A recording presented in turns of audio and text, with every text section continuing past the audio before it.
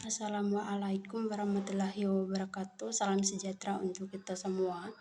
Perkenalkan, saya Victoria Ocalin Regendi dengan NIM 240401040023. Di video kali ini saya ingin membahas tentang warga negara kompeten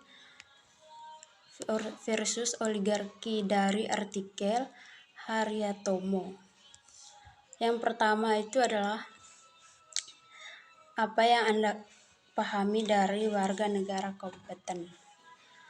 Berdasarkan konteks umumnya, warga negara kompeten merujuk pada individu yang memiliki pengetahuan, keterampilan, dan kesadaran politik yang menandai untuk berpartisipasi aktif dalam kehidupan demokrasi.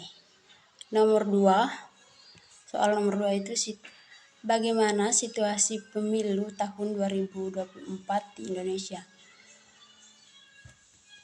Salah satu masalah yang muncul dalam pemilu tahun 2024 adalah ancaman oligarki terhadap demokrasi.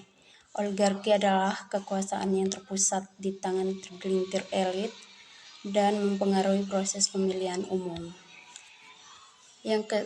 Pertanyaan nomor 3, apa upaya pengembangan demokrasi di Indonesia? Upaya pengembangan demokrasi di Indonesia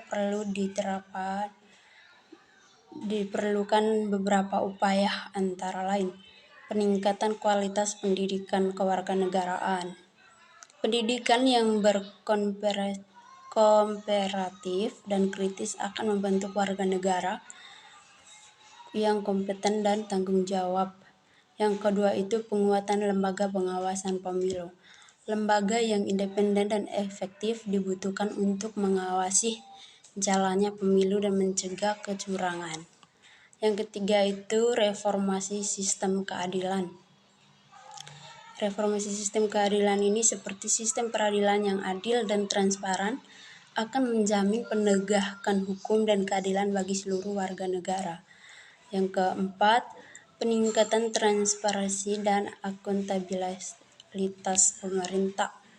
Dan yang kelima, penguatan peran masyarakat sipil. Peningkatan transparansi dan akuntabilitas pemerintah yang transparan dan terpercaya publik dapat mengurangi potensi korupsi.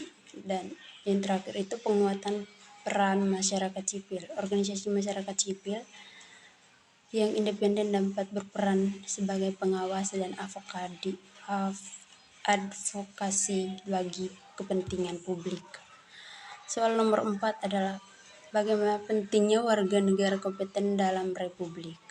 Warga negara kompeten sangat penting dalam Republik Indonesia karena merupakan pilar utama dalam sistem demokrasi. Kemampuan mereka untuk berpartisipasi aktif dan kritis dalam proses politik dapat menjamin kedaulatan rakyat dan mencegah penyalahgunaan kekuasaan. Dan soal yang kelima itu bagaimana cara mewujudkan warga negara yang kompeten. Untuk mewujudkan warga negara yang kompeten itu perlu peningkatan akses pendidikan yang berkualitas, peningkatan literasi politik, penguatan partisipasi politik, dan pengembangan budaya demokrasi. Peningkatan akses pendidikan yang berkualitas. Pendidikan yang inklusif dan merata akan memberikan kesempatan bagi semua warga negara untuk mengembangkan potensi masyarakat. Yang kedua, peningkatan literasi politik. Program-program literasi politik yang efektif akan meningkatkan pengetahuan dan kesadaran politik warga negara.